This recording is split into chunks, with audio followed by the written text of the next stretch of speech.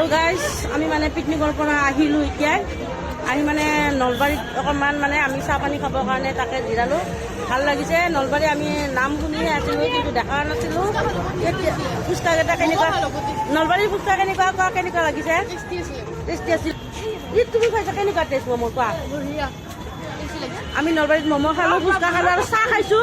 ইমান টেষ্টি চাহ। নলবাৰীত আমি চাহ খাইছোঁ, বহুত টেষ্টি চাহ।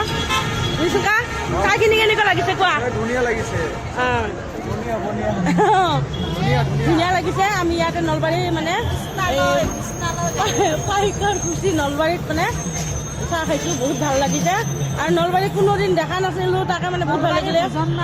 ওজন নলয় যিয়ে নহওক মানে ধুনীয়া লাগিছে চাহখিনি, ভাল লাগিছে।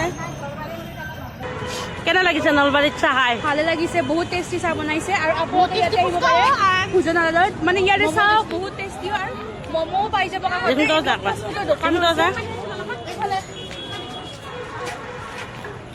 লগত। আৰু কি খাইছা এতিয়া, কি খালা?